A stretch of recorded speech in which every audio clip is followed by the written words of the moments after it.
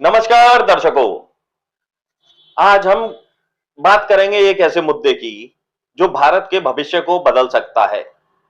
जी हां, हमारी जनसंख्या वृद्धि धीमी हो रही है।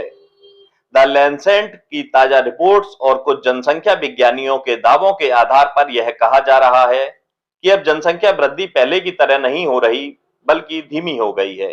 क्या है पूरा मामला, क्यों हो रहा है यह, और इसका हम सब पर क्या असर होगा, यह समझने की कोशिश करते हैं कि आखिर क्यों जनसंख्या वृद्धि दर कम हो रही है।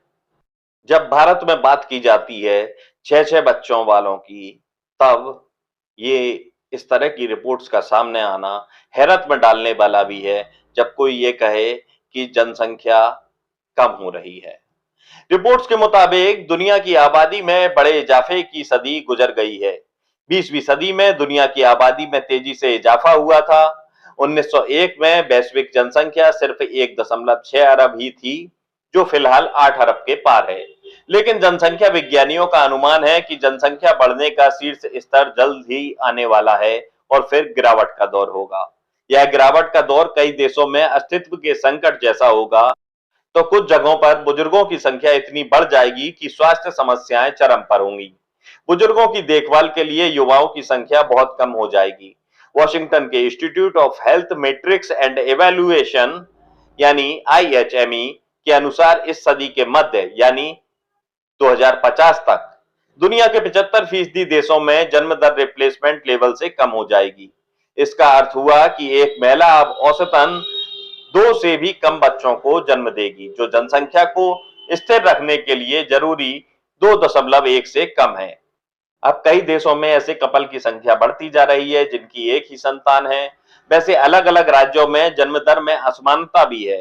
भारत में तमिलनाडु में यह दर 1.4 है, जबकि बिहार में 3.0। इससे सवाल यह भी उठता है कि क्या कम जन्म दर वाले राज्यों की संसदीय सीटें और सरकारी फंडिंग कम हो सकती है? क्या हम इसके लिए तैयार हैं? क्योंकि अभी तक सीटों की संख्या जनसंख्या के आधार पर तय होती आई है। वैश्विक स्तर पर जनसंख्या विज्ञानियों का आकलन है कि कुछ दशकों में हमारी आबादी बढ़नी बंद हो सकती है और हमारी आबादी तेजी से बुजुर्ग हो रही है। साल 2050 तक 34.7 करोड़ लोग यानी 20.8% आबादी 60 साल से ज्यादा की होगी। IHME का अनुमान है कि साल 2050 तक 75% देशों में जन्म दर रिप्लेसमेंट लेवल से कम होगी, तो वहीं 2100 तक में यह आंकड़ा 97% देशों का रहेगा। दिलचस्प अनुमान यह भी है कि अफ्रीकी देशों में साल 2100 तक दुनिया के करीब आधे बच्चे पैदा होंगे। इसका मतलब है कि अस्पतालों पर दबाव, पेंशन योजनाओं का बोझ, दूसरा कम कामकाजी लोग होने से हमारी अर्थव्यवस्था को झटका लग सकता है। इसलिए स्टडी में दुनिया भर की सरकारों से अपील की गई है कि वे आबादी की ग्रोथ में अचानक गिरावट को रोकने के लिए सख्त कदम उठाएं। आबादी में तेजी से कमी के चलते अर्थव्यवस्था प्रभावित हो सकती है। दरअसल आबादी कम होने के पीछे कई कारण हैं। बेहतर शिक्षा ने परिवारों को छोटा करने की सोच दी है। शहरीकरण ने जीवन शैली बदली।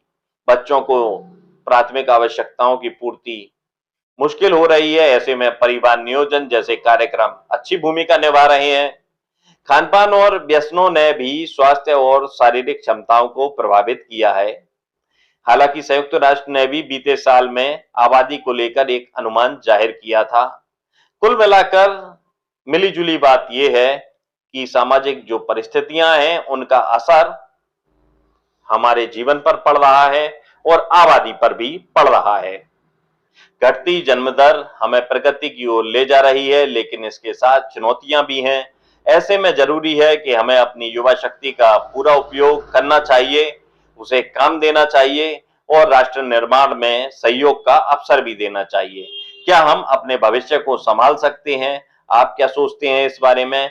कमेंट करके आप हमें बता सकते हैं। नमस्कार, मैं सौरभ दुबे।